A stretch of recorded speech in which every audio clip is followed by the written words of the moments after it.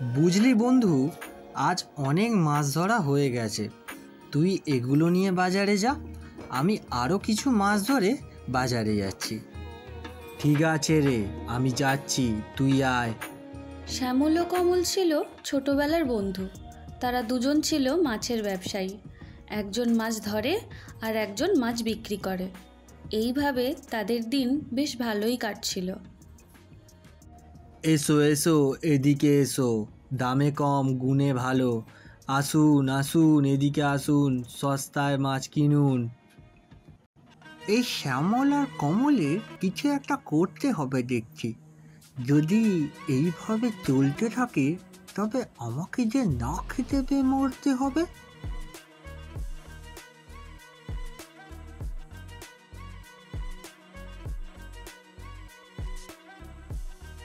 বাবা শ্যামল, তোমাকে দেখলে না আমার বড় মায়া হয়।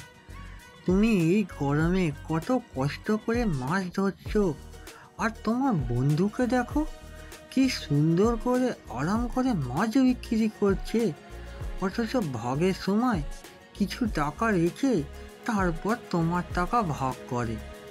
তুমি ঠিক বলছো খুড়ো। হ্যাঁ রে, আমি সত্যি কথাই বলছি। আজই দেখ না, বাজারে বেশিরভাগ খদ্দের ওই কাছে এসেছিল। ধন্যবাদ খুড়ো, আজই দেখাবো ব্যাটাকে মজা। একদিকে আগুন লাগিয়ে দিয়েছি, এবার অন্যদিকে আগুন লাগালেই হবে।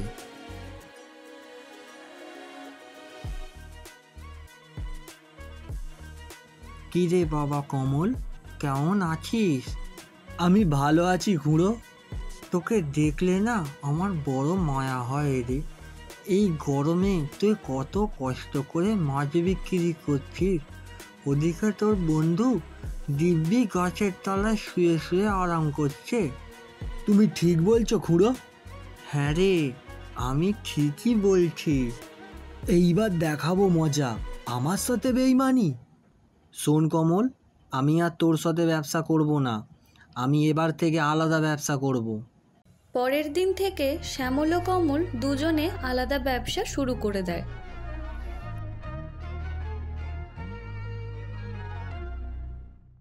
কি গো, ঘরে যে একদম চাল নেই।